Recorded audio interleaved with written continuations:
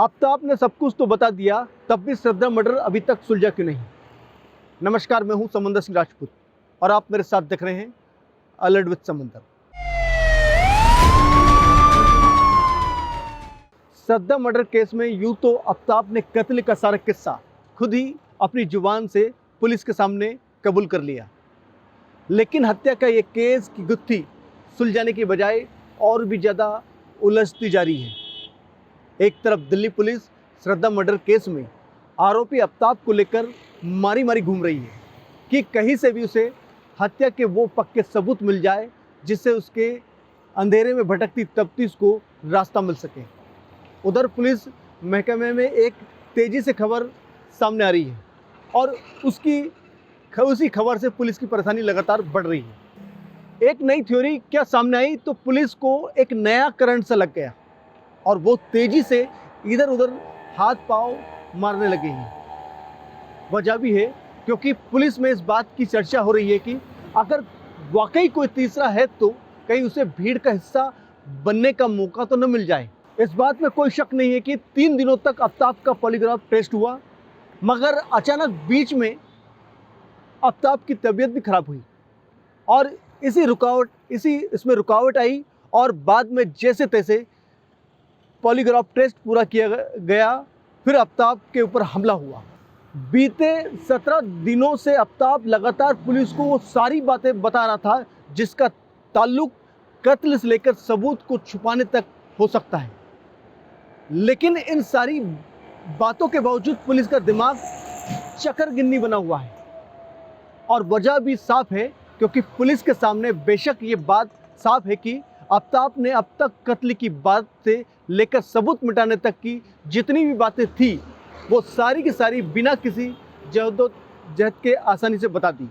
जिसने 6 महीनों तक कत्ल की संगीन वारदात अपने सीने में छुपाई रखी, किसी को भनक तक नहीं लगने दी, यानी वो लड़का बिना किसी हिल हुज्जत के सारी बातें इतनी आसानी से कैसे बता सकता और कैसे बता रहा था। ऐसा तो नहीं कि उसका किसी चाल का हिस्सा है जिससे वो कानून के बचा सच जा सके या कानून का जानकार हो। हालांकि पुलिस को ये भी लगता है कि हो सकता है कि आफ्ताब ने श्रद्धा मर्डर केस में सारी बातें पुलिस के सामने इसलिए खोल दी क्योंकि उसे डर था कहीं उसे 3rd डिग्री का सामना ना करना पड़ जाए। वो उन्हीं सीरियल के जरिए अच्छी तरह जानता था कि किसी भी अपराधी के लिए पुलिस के चंगुल से बच निकलना करीब करीब नामुमकिन है।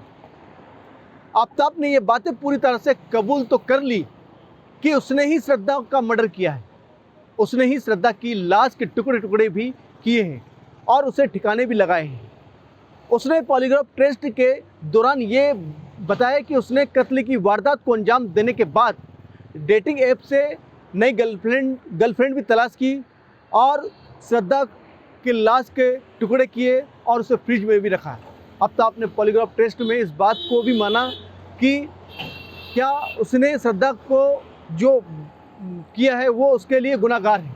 और बीते 17 दिनों की तफ्तीश के दौरान पुलिस ने कई ऐसी चीज़ों के मिलने का दावा भी किया है कि जिनका ताल्लुकात कत्ल के इसी केस से हैं और जो मुमकिन तौर पर इस संगीन मामले में आगे चलकर सबूत भी बन सकते हैं। लेकिन पुलिस की जांच करने वाले अधिकारियों से जुड़े सूत्रों की माने तो अभी तक ये केस सुलझने के रास्ते से काफ़ी दूर नज़र आ रहा है, क्योंकि अभी भी इस केस की कड़ियाँ बुरी तरह से बिखरी हुई है और उसकी सबसे बड़ी वजह है यह है कि अभी तक पुलिस को कोई सीधा सबूत ऐसा नहीं मिला जिससे ले जाकर वो कानून को सामने रख सके और उसे कड़ी से कड़ी सजा दिला सके। पुलिस महकमे को अब भी कहीं ना कहीं यकीन है कि आफ्ताब पूरा सच नहीं बोल रहा है और उसका यही आधा सच पुलिस के लिए परेशानी का सबब बना हुआ है। असल में पुलिस की सारी तफ्तीश का दारोमदार साइंटिफिक जांच पर टिक गया है, क्योंकि अगर CFL और FSL की जांच रिपोर्ट पुलिस की उम्मीद के मुताबिक नहीं आई तब क्या होगा। बस यही बात सोच कर पुलिस का पसीना निकल रहा है। खुले में पड़े सबूत और भी बुरी तरह से खराब और बर्बाद हो चुके हैं, क्योंकि इसके अलावा आरोपी को अपने बच निकलने के और भी ज़्यादा रास्ते नज़र आ सकते हैं। जाहिर है इन बातों ने श्रद्धा मर्डर केस की जांच में लगी पुलिस की नींद हराम कर रखी गई। तो इसलिए पुलिस यानी दिल्ली पुलिस को अलर्ट रहने के लिए काफ़ी है। आज के लिए फ़िलहाल इतना ही। अलर्ट विद समुंदर फिर मिलेंगे ऐसी कहानी के साथ। नमस्कार।